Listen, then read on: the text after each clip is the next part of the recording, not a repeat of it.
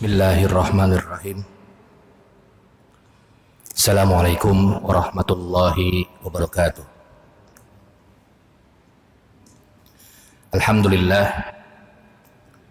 Alhamdulillahi rabbil alamin. Wabihi nasta'in wa ala umuri dunya waddin. Wassalatu wassalamu ala nabiyyina Muhammadin wa ala alihi wa sahbihi ajma'in, amma ba'du. Allahumma alimna ma yanfa'una wa zidna ilman. Yang saya hormati pengurus DKM Masjid JGC Jamaah Salat Maghrib yang dirahmati oleh Allah Subhanahu wa taala. Fi hadzal waqti, pada hari ini kita akan membahas tentang pernikahan atau jenis-jenis pernikahan yang dilarang.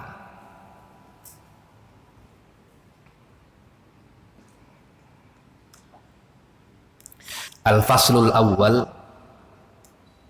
jenis yang pertama, pernikahan yang dilarang atau diharamkan adalah fi mani'in nasabi, terkait dengan senasab, yaitu para ulama sepakat ittafaqu ala annan nisa, wanita-wanita allai yahrumna, wanita-wanita yang diharamkan secara nasab, ada tujuh wanita yang diharamkan untuk dinikahi, yang tercantum di dalam Al-Quran Surat An-Nisa ayat 23. Siapa ketujuh wanita tersebut? Yang pertama adalah al-ummahat, ibunya. Nggak bisa, nggak boleh, haram menikah dengan ibu. Sepakat, nggak ada perbedaan pendapat para ulama, nggak ada, semua sepakat. Karena Al-Quran sudah menyebutkan secara jelas, hurrimat alaikum ummahatukum. Udah jelas, diharamkan bagi kamu menikahi ibu-ibu kamu. Kemudian yang kedua adalah wal banatu, anak perempuan, anaknya, anak perempuannya. Seorang bapak dilarang menikahi anak perempuannya, nggak boleh. Kalau terjadi pernikahan tidak sah nikahnya, zina berarti. Kemudian yang ketiga wal akhwatu, saudara perempuan kandungnya, saudara perempuannya sekandung, baik itu sebapak atau seibu, sebapak seibu, pokoknya saudara kandungnya. Seorang laki-laki menikahi saudara kandungnya yang perempuan, nggak boleh, zina berarti dia, tidak sah pernikahannya. Wal ammatu, bibinya. Ammat itu bibi, berarti wanita saudaranya bapak kamu, saudara kandung dari bapak kamu. Nah, berarti bibi kan, bibinya. Bule, apa bude itu ya kalau dalam bahasa Jawa itu, encing ya kalau dalam bahasa Betawi, encing. Itu nggak boleh, nggak boleh dia. Kemudian wal khalatu, saudara kandung daripada ibu. Kalau tadi bapak, sekarang ibu. Kalau istilah Jawa namanya bule, bude begitu. Kalau Jawa itu. Tapi kalau Betawi encing juga ya, sama-sama encing. Encing juga, encingnya nggak bisa. Nggak boleh, pernikahannya dilarang, haram menikahi mereka itu. Wabanatul akhi, anak perempuan dari saudara kandungnya, ponakan berarti. Nggak boleh nikahin ponakan, berarti ponakannya manggil kita mamang kalau bahasa ininya ya, kalau bahasa Betawi. Ponakannya nggak boleh. Wabanatul ukhti, juga ponakan dari laki-laki atau ponakan dari perempuan, saudara kita perempuan atau saudara kita laki-laki, yang penting ponakan itu tidak boleh. Itu ada 7 yang dilarang secara nasab. secara nasab dan disepakati oleh para ulama, ibu, kemudian anaknya, anak perempuannya, ya, kemudian saudaranya, saudara kandung perempuannya, kemudian budeknya, bulenya, bibi-bibi itu incing-incing itu dua, kemudian ponakannya dua, itu ponakan dari laki-laki atau ponakan dari perempuan, saudara perempuannya atau saudara laki-lakinya. Itu 7 itu yang tidak boleh dinikahi. Kalau menikah dengannya, maka pernikahannya batal, artinya tidak sah, sama saja dengan berzina.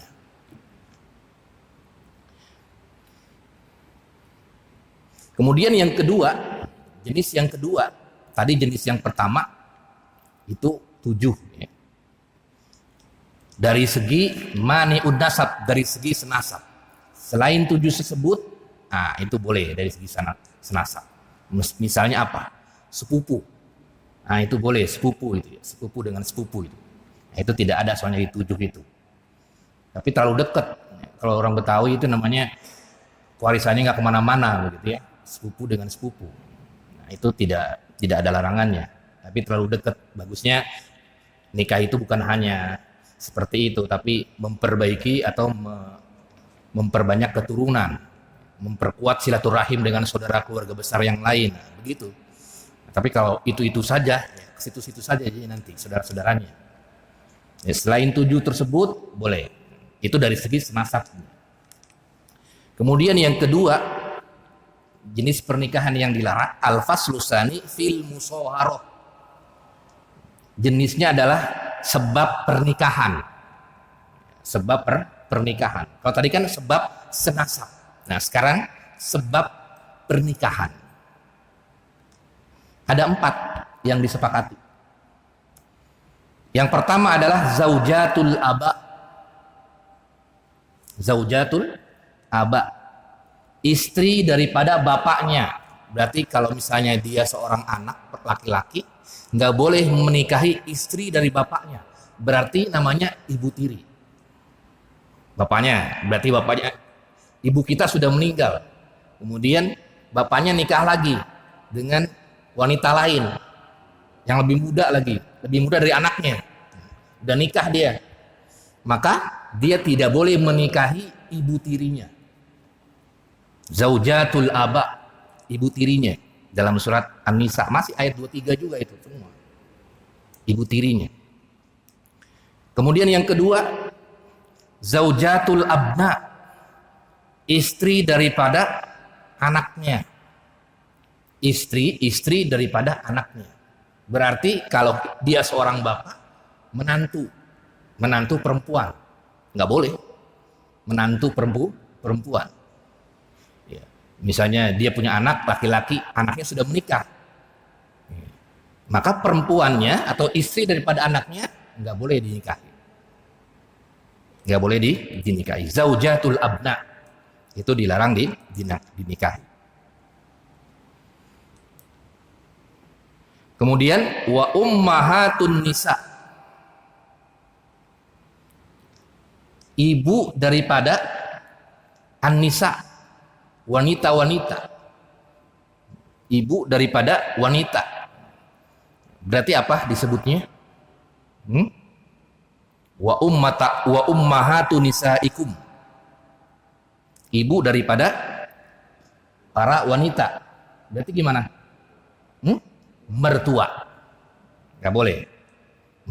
Mertua. Mertuanya nggak boleh dinikahi. Mertuanya masa dinikahi? Nggak bisa. Ibu daripada wanita. Wanita siapa? Istri kita.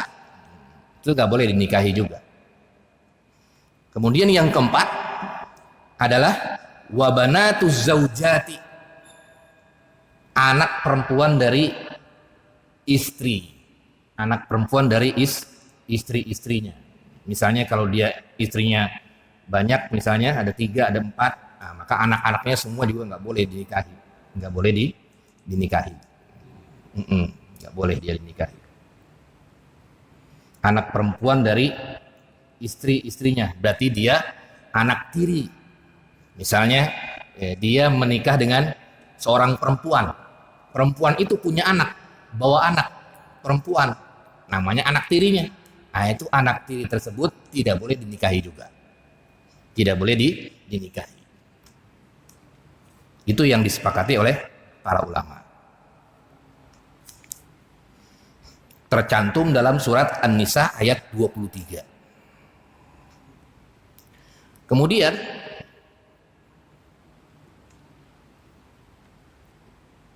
bagaimana kasusnya kalau misalnya hal tahrumul bintu bimubasyaratil faqat au bil wat'i.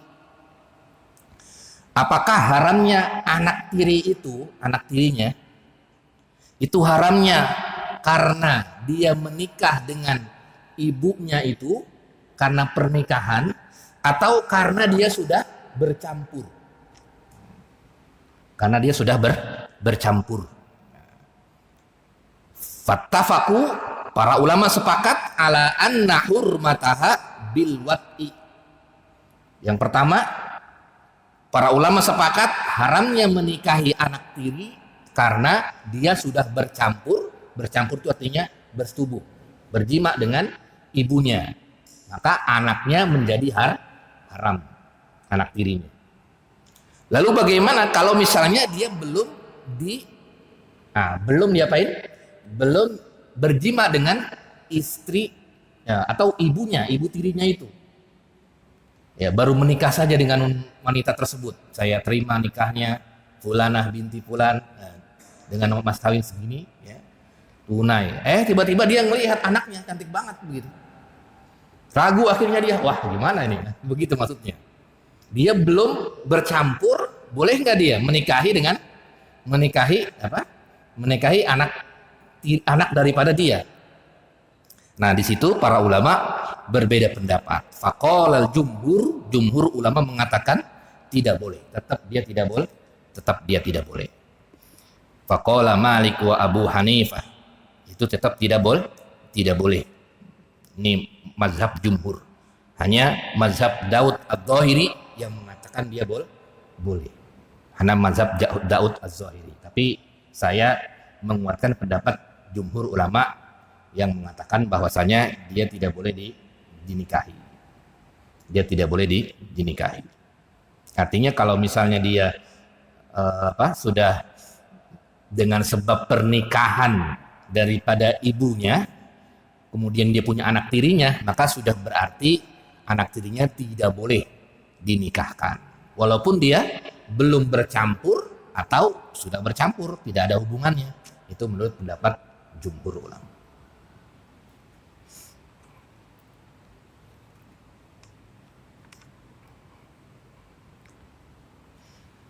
Kemudian yang ketiga, tadi yang pertama adalah jenis yang dilarang karena nasab. Yang kedua adalah karena pernikahan. Yang ketiga adalah karena sepersusuan. Saudara sepersusuan. Apa itu yang dimaksud dengan saudara sepersusuan? Artinya ketika ia kecil, nanti kita lihat apakah ada tentang perbedaan pendapat para ulama. Kecil ketika umur sebelum 2 tahun itu antara 0 sampai dengan 24 bulan, ia disusuin oleh seorang wanita, misalnya kalau Rasulullah disusuin oleh Halimatus Sa'diyah misalnya.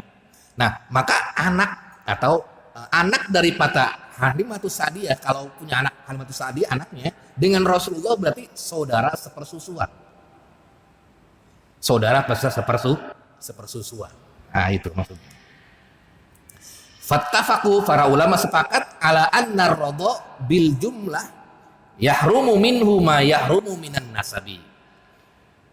Sepersusuan itu bisa menyebabkan dia haram menikahi sama seperti senasab. Sama seperti senasab.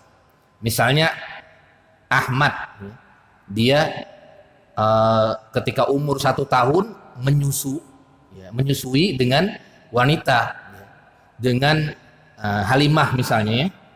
Nah, kemudian Halimah itu berarti anaknya nggak boleh dinikahi. Kemudian saudaranya, misalnya saudara kandungnya, pamannya, sama seperti senasab. sama seperti senasab. Saudara sepersusuan dalam kasus dia menikah itu tidak boleh sama kasusnya seperti senasab.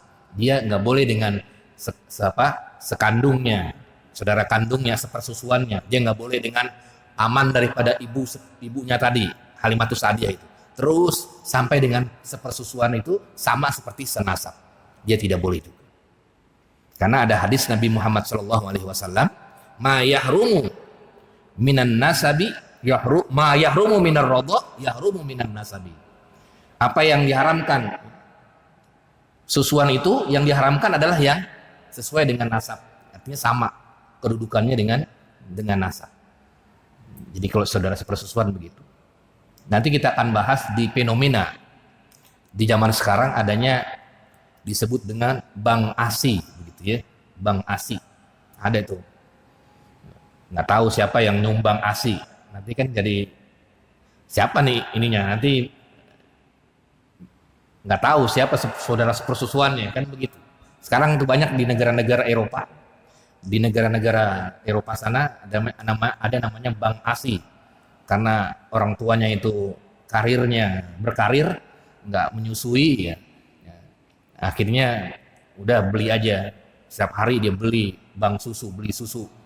susu ASI begitu di toko susu ASI dan dijual-belikan begitu. Nah, itu bagaimana kasusnya nanti kita akan bahas. Karena tadi berpengaruh dengan masalah tenasab ya. Ketika dia menikah, nggak boleh dia menikahi dengan saudaranya sepersusuan, nggak boleh dia menikahi dengan saudara ibu yang dia susui itu. Siapa misalnya adiknya atau kakaknya atau pamannya dan lain sebagainya, sama seperti senasab itu tidak boleh. Kemudian yang selanjutnya adalah mikdar, ukuran susu menyusui itu bagaimana ukurannya. Memang para ulama berbeda pendapat di sini. Para ulama berbeda pendapat tentang berapa kali dia ketika seorang anak itu sebelum 2 tahun menyusui itu, apakah dia menyusui 1 kali atau 3 kali atau 5 kali sudah menjadi saudara sepersusuan. Itu memang terjadi khilaf di kalangan para ulama. Menurut Imam Syafi'i di sini, kata Imam Syafi'i, tahrumu atau tuharimu as-salasa radha'atin. Menjadi saudara sepersusuan itu kalau dia sudah menyusui 3 kali. 3 kali bahasanya dia menyusui ibunya. 1, 2, 3. Nah, 3 kali itu. Kalau sudah 3 kali berarti saudara sepersusuan. Tapi kalau masih 1 kali belum. Nah, itu menurut Imam Syafi'i. Dia harus 3 kali. Dia harus 3 kali. Kemudian Imam Malik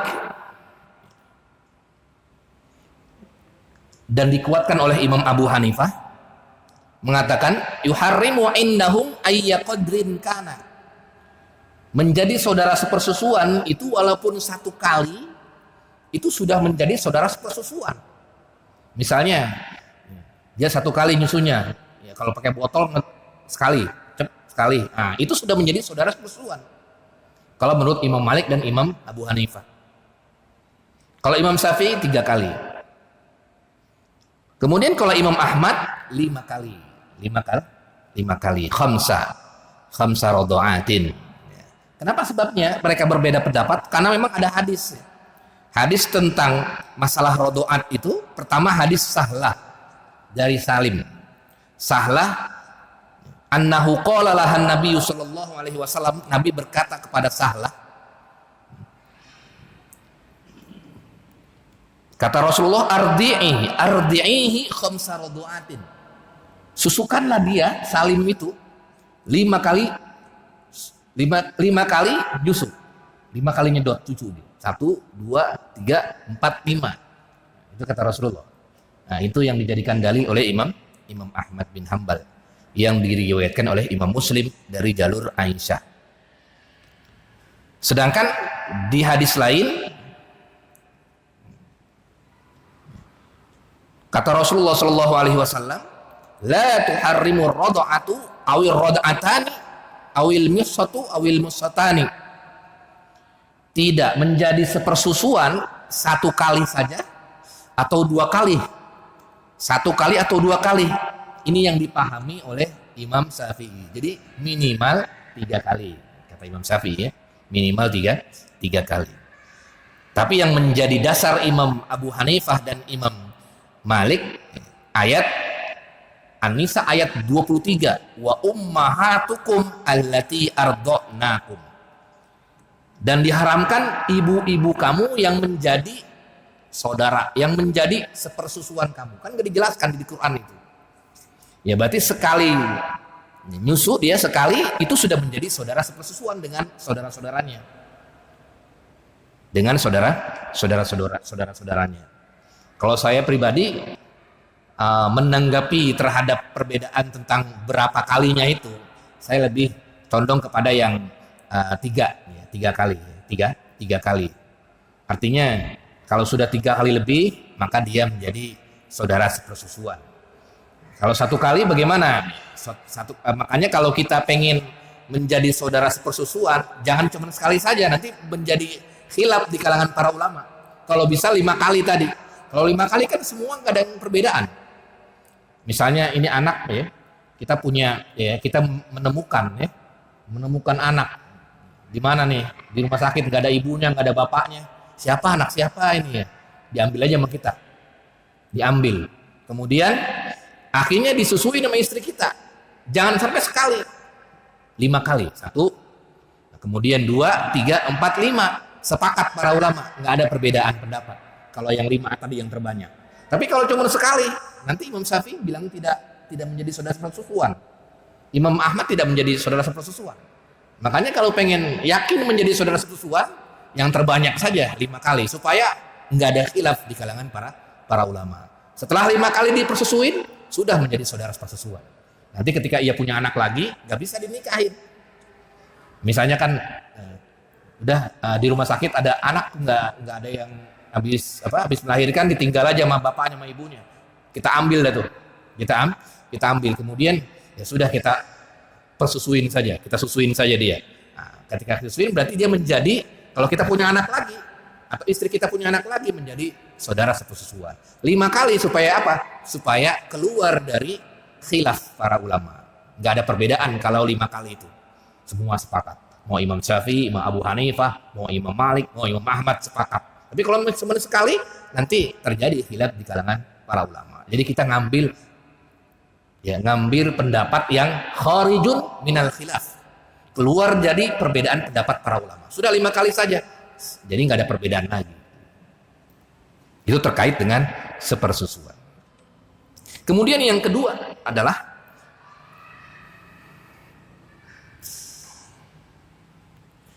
para ulama sepakat bahwasanya ketika 2 tahun umurnya, 0 sampai dengan 24 bulan, ketika dia sudah disusui oleh seorang ibu, maka menjadi persusuan. Itu sepakat para ulama. 0 sampai 24 bulan. 0 sampai 24 bulan.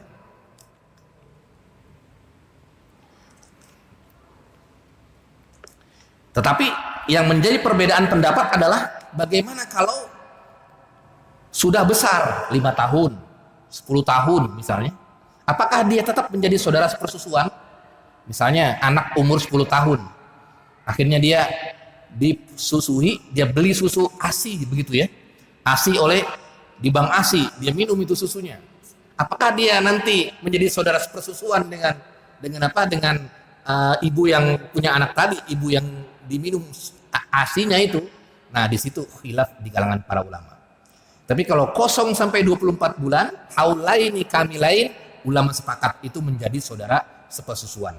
Tapi kalau sudah besar di atas 2 tahun, 3 tahun, 4 tahun, 5 tahun, tentu enggak ini ya, bisa lewat botol misalnya. Kalau di zaman sekarang lewat botol, misalnya dia beli ASI misalnya di mana, ASI misalnya di bank ASI, kemudian dia minum itu ASI-nya. Apakah dia menjadi saudara sepersusuan atau tidak? Dengan ininya, dengan ibu misalnya, ibunya itu punya anak nanti menjadi saudara sepersusuan atau tidak? para ulama berbeda pendapat. Faqala jumhur ulama mengatakan, di antaranya Imam Malik, Abu Hanifah dan Syafi'i, la yuharrimu rodo al-kabir, tidak menjadi muhrim, tidak menjadi tidak menjadi saudara sepersusuan kalau dia di atas 2 tahun. Jadi kalau di atas 2 tahun dia tidak menjadi saudara sepersusuan. Yang menjadi saudara saudara sepersusuan yang disepakati adalah 2 tahun tadi, 2 tahun ke bawah. Kalau 2 tahun ke atas menurut jumhur tidak menjadi saudara sepersusuan. Makanya kalau pengen menjadi saudara sepersusuan 0 sampai dengan 2 tahun.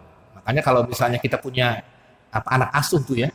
Anak asuh kan kadang-kadang kita asuh ya, tinggal di rumah kita itu umur 3 tahun ya, 4 tahun tinggal di rumah kita. Kita punya anak lagi, anak perempuan. Itu jangan sampai bercampur karena itu udah bukan muhrimnya. Kenapa? Karena belum menjadi saudara sepersusuan. Kecuali kalau kita nyari anaknya 0 sampai dengan 24 bulan tadi, kemudian kita susuin, maka menjadi saudara sepersusuan. Tapi kalau kita asuh sih tidak masalah. Cuma masalahnya nanti berakibat pada tadi ya, ketika dia melihat aurat, itu kan berbeda dengan yang muhrim dengan non muhrim, itu kan berbeda. Itu menurut jumhur kalau di atas 2 tahun dia tidak menjadi saudara sepersusuan. Hanya sebagian ulama saja, diantaranya Daud Az-Zahiri, kemudian Ahlu Zahiriyah, kemudian sebagian ulama lagi, dan juga mazhab Aisyah ya, istrinya Nabi.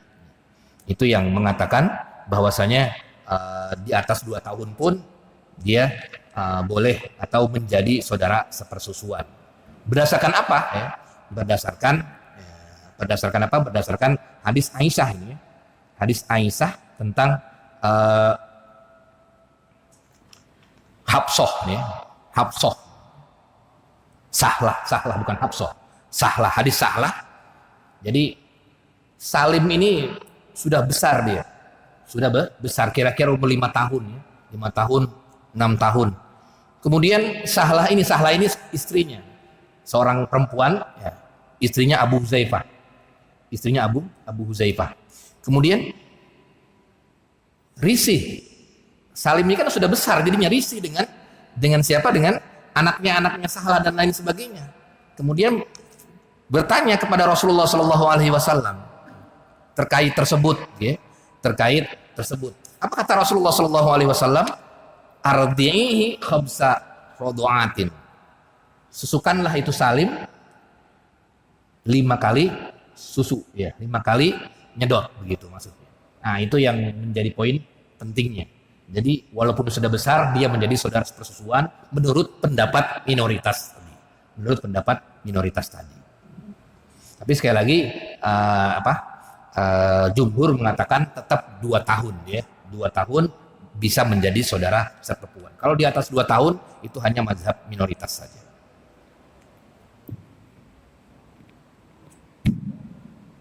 Ada diskusi, tafadhol sebelum kita lanjut.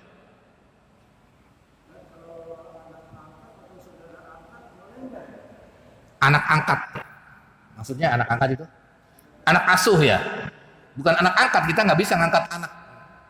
Anak itu tetap aja binnya bin siapa gitu. Nggak bisa kita binnya bin. Kita ngangkat anak ya bisa, kalau secara ini nggak bisa. Secara nasab agama tidak bisa kita mengangkat anak gitu. Tapi dia bisa mengasuh. Jadi kita bisa asuh dari kecil. Maksudnya? Iya, tidak ada adopsi ya, tidak. Adopsi boleh, tapi adopsi bukan sebagai anaknya, tapi sebagai asuhnya, hadonahnya.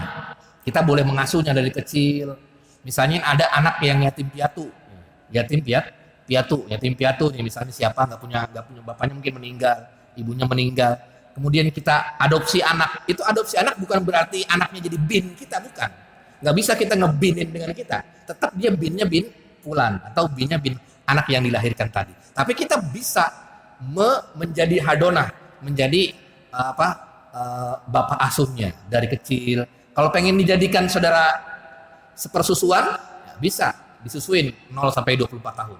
Nah, takutnya istri kita punya anak lagi kan, nanti akhirnya kan jadi saudara sepersusuan, enak jadinya. Artinya satu muhrim. Jadinya kalau satu muhrim kan nggak bisa nikah. Walaupun satu rumah jadi nggak bisa nikah. Tapi kalau misalnya kita nggak di saudara sepersusuan repot nanti, udah gede masih bisa menikah dia nanti. Nah, itu yang menjadi poin. Anak asuh bisa nggak menikah dengan? Bisa, kalau dia bukan saudara sepersusuan. Ini intinya istrinya udah nyusuin belum? Oh, angkat anak dari 5 tahun sampai besar kemudian dinikahin. Secara agama boleh. Secara agama boleh. Karena dia bukan saudara sepersusuannya. Kecuali kalau sudah dipersusuin sama istrinya. Tapi kalau misalnya dia, iya, tetap dia boleh.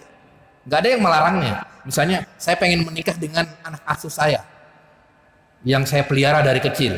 Wah, kok begitu? Boleh, asalkan dia tidak menjadi saudara, artinya anaknya tersebut tidak disusuin oleh istrinya dulu, bukan. Kalau dia disusuin sama istrinya, nanti suaminya kena juga dan lain sebagainya. Sudah menjadi seperti senasab gitu. Tapi kalau dia belum disusuin, maka dia boleh menikah dengan anak asuhnya. Boleh menikah dengan anak. Kan dia binnya bin yang lain. Termasuk saudara asuh yang mana maksudnya? Anaknya banyak begitu.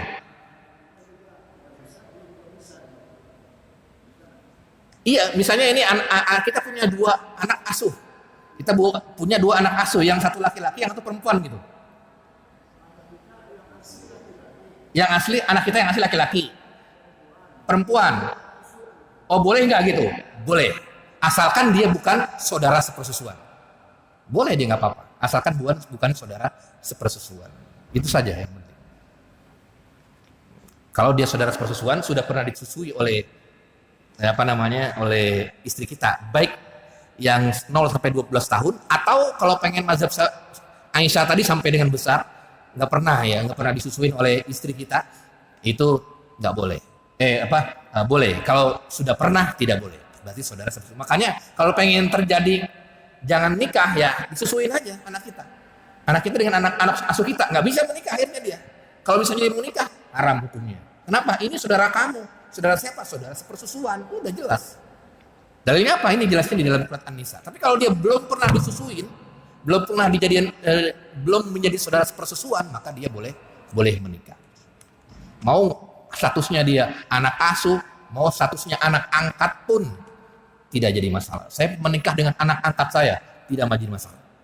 Anak angkatnya pun dinikahi tidak masalah. Asalkan tadi ya, bukan saudara sepersusuan. Karena nggak ada istilah anak angkat, itu nggak ada. Ada boleh diadopsi, tapi bukan sebagai binnya bin kita, tapi dia dalam kepengasuhan kita, itu boleh. Ini kalau pengen lihat jawaban secara sah tidak saya, cuman kalau dari sisi sosiologis, masa sih kita menikah dengan anak asuh kita yang dari kecil kita bina, kita ini kan, itu dari sisi sosiologis, dari sisi sosial, dari sisi kebapaan itu istilahnya mendingan tidak ya. Kalau menurut saya mendingan tidak. Tapi kalau dari sisi nanya sah nggak? Sah kalau misalnya dia menikah. Iya. Sah nggak? Sah tetap. Tapi itu tadi. Cuman resikonya kan nanti begitu. Menikah dengan anak angkat. Lah kok menikah dengan anak angkat gitu ya? Secara agama sah nggak? Sah kalau dia bukan anak asuhnya. Anak sepersusuannya begitu.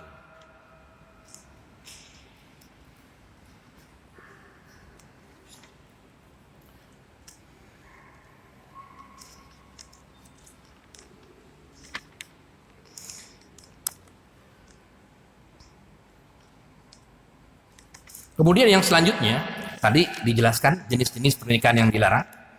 Yang pertama karena nasab, yang kedua adalah karena kita menikah dengan orang lain, karena sebab pernikahan.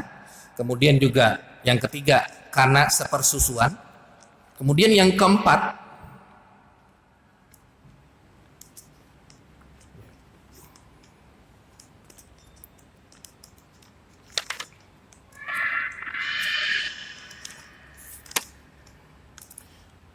menikah dengan wanita pezina.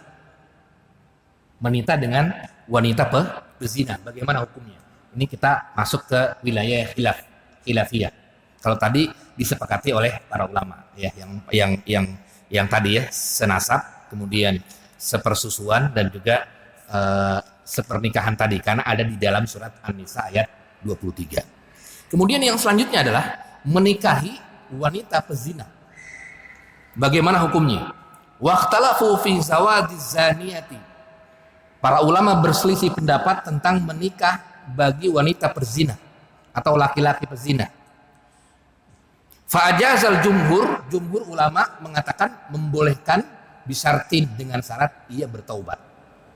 Dengan syarat ia sudah bertaubat dari kelakuannya. Bertaubat dari kelakuannya. Wa mana'aha qaumun, dan sebagian ulama yang melarangnya. Artinya kalau ada wanita pezina, dulu pernah berzina, kemudian ia bertaubat dengan taubatan nasuha, kemudian ia menikah dengan seorang muslim yang soleh, maka dia boleh, tidak masalah. Status zinahnya sudah hilang. Status wanita pezinahnya sudah hilang. Tetapi kalau dia masih menyandang status pezina, masih ya kayak jadi profesi begitu ya, pelacur begitu profesi, mohon maaf, dia profesinya seperti itu. Kemudian dia menikah dengan wanita pezina tersebut yang masih menyandang wanita pezina, maka jumhur ulama mengatakan tidak boleh menikahi wanita pezina yang masih menyandang zina, belum taubat, masih profesinya masih begitu terus, kemudian ia nikah, tetap dia masih begitu terus, itu tidak boleh menikahi. Itu menurut jumhur ulama. Tapi kalau misalnya tadi dia sudah bertaubat, maka dia boleh menikahinya. Kenapa sebabnya? Karena di dalam surat An-Nur Allah berfirman, wazaniyatu la yankihuha illa zanin aw musyrikin. Wanita perzina tidak bisa menikah kecuali dengan pezinah lainnya atau orang yang musyrik. Wa hurrima zalika 'alal mu'minin, dan diharamkan bagi orang-orang yang beriman. Hadis ini memang jelas kalau masih menyandang status pezina, baik itu laki-laki pezina maupun perempuan pezina, maka dia dilarang berdasarkan hadis ini, berdasarkan Al-Quran surat An-Nur ayat 3. Terkenal dengan wanita pezina, terkenal dengan laki-laki pezina, kemudian ia menikah, belum melepas status perzinahan tersebut, maka dia tetap tidak boleh menikahinya kecuali dengan orang yang berzina tadi, dengan orang musyrik dan lain sebagainya. Orang mukmin tidak boleh menikahinya. Jadi kalau misalnya ada anak kita nih, nauzubillah, atau yang lain gitu, nauzubillah, saya mau menikah dengan siapa? Dengan si fulan. Dan bapaknya tahu si fulan itu adalah orang yang berzina sampai sekarang. Kerjanya di sono, di tempat pelacuran dan lain sebagainya. Bapaknya tahu, nggak boleh langsung. Kamu haram nak, berdasarkan surat An-Nur ayat 3 tadi. Ayat 3. Tapi kalau dia sudah bertaubat, misalnya, Pak, dia sudah bertaubat, sekarang sudah soleh, sudah rajin ke masjid, alhamdulillah sudah hafal Quran, itu baru boleh. Itu baru boleh. Kemudian yang selanjutnya adalah fi mani'il adadi, terkait dengan batasan adat pernikahan. Jadi kalau laki-laki itu kalau lebih dari 4, 5, 6, maka sepakat para ulama tidak boleh, haram hukumnya menikah dengan wanita lain. Jadi kalau sudah 4 sudah tidak boleh. Berdasarkan hadis Nabi Muhammad SAW dijelaskan, amsik arba'an wa farik sairahunna. Kalau memang dia mampu berbuat adil, bisa dia 4, tapi kalau lebih sudah haram pernikahannya, berzina dia. Istri yang kelima, istri yang keenam, udah sepakat para ulama berzina. Nanti kalau ada punya istri lebih dari 4 itu berzina semua. Selebihnya harus yang 4 ya. 4 maksimal dia 4. Maksimal dia 4. Kemudian yang selanjutnya adalah mani'ul jama'. Dilarang juga menggabungkan antara dua saudara perempuan. Istri kita, kita pengen nikahin dengan adik istri kita, itu nggak boleh. Itu nggak boleh. Kita sudah menikah dengan istri kita nih. Ngelihat adiknya, adik ipar kita nih, adik ipar juga sama, cantik juga nih, saya nikahin juga, itu nggak boleh. Nggak boleh, dilarang. Kalau menikah maka tidak sah pernikahan. Tidak sah pernikahan. Sepakat para ulama berdasarkan apa? Berdasarkan surat An-Nisa ayat 23 juga. Wa anta jama'u bainal ukhtain. Tidak boleh menggabungkan dua saudara perempuan, istri kita dengan adik ipar kita. Itu nggak boleh. Harus pilih. Kecuali kalau istri kita sudah meninggal, baru boleh turun ranjang atau naik ranjang. Kenapa sebabnya? Karena status pernikahan sudah terputus. Ya, misalnya istri kita sudah meninggal, boleh nggak kita menikahi dengan adik ipar kita? Boleh, karena bukan ipar lagi, karena sudah meninggal istri kita. Ganti dengan adik kita, itu boleh. Ganti dengan kakak kita, kakak dulu mantan kakak ipar kita, itu boleh juga. Itu boleh juga. Lalu bagaimana dengan ibunya? Boleh juga. Ibu mertua dulu, ibu mertua sekarang dinikahin juga, boleh juga. Karena status pernikahannya sudah hilang. Kalau mau ya, kalau enggak ya jarang juga ada yang mau, enggak ada kali yang mau. Itu karena status pernikahannya sudah hilang. Kenapa? Karena sebab musyawarah, sebab pernikahan itu menjadi haram dia. Yang ini mertua, ibu tiri, semua. Bapak tiri itu menjadi haram gara-gara kita menikah. Ketika sudah meninggal, ini kita, istri kita sudah hilang semua statusnya. Tinggal kita mau milih yang mana, adik kita dulu yang pernah mantan adik ipar kita, boleh. Nah itu asal kita mau. Nah itu boleh. Hah? Cerai? Boleh juga kalau kita sudah cerai. Sudah selepas cerai kita. Berarti kita sudah cerai. Cuma emang mau dia. Gak ada yang mau ya. Saya menikah dengan adik ipar saya ceraikan istri saya pengen nikah dengan adik iparnya. Nggak mungkin mau ya. Ada juga yang mau tapi nggak ada. Tapi jarang nggak ada yang mau itu ya, begitu.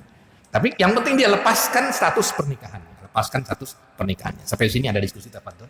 Sudah habis belum waktunya? Belum ya?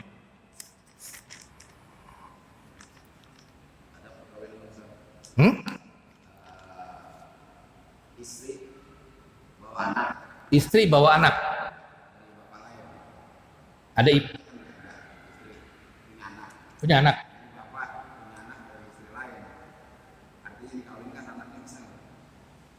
Bapaknya ini seorang bapak kawin dengan ibunya. Itu masih musyawarah itu. Masih musyawarah. Masih sebab perkawinan dia. Anaknya dia dengan anak ibunya, anak istri kita, istri baru kita. Kita punya anak nih, anak kandung. Kemudian kita nikah dengan ibu dengan wanita tersebut punya anak.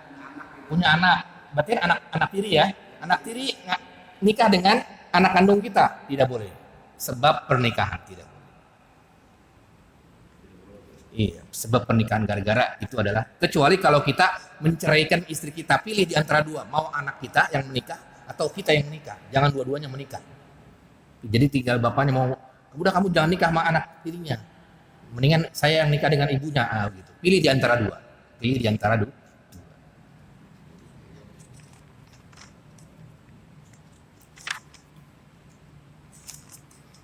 Kemudian yang dilarang juga adalah fi mani'il iddah, melarang ketika menikah wanita sedang iddah. Iddah itu baik itu ditalak suami, misalnya kan habis ditalak suami, saya talak kamu, kan iddahnya berapa? Iddahnya tiga kali suci, ya, 3 bulan atau 3 kali haid begitu ya. Itu 3 kali haid atau 3 kali suci. Itu tidak boleh menikahi wanita tersebut karena dia masih menjadi suami. Kira-kira mau nggak balikan atau tidak kalau talaknya masih satu. Jadi kalau masih wanita tersebut masih dalam masa iddah, maka ia tidak boleh menikah. Tidak boleh dinikahi maksudnya. Misalnya iddah wanita yang ditinggal mati suaminya 4 bulan 10 hari. Wallazina yutawaffawna minhum wa yazaruna azwajan dalam surat Al-Baqarah. Wanita yang ditinggali suaminya, meninggal suaminya, itu masa tunggunya iddahnya itu 4 bulan 10 hari. Jadi jangan nikah itu 4 bulan 10 hari. Nanti setelah 4 bulan 10 hari baru dia nikah. Baru dia boleh menikah. Tunggu masa iddahnya kelar.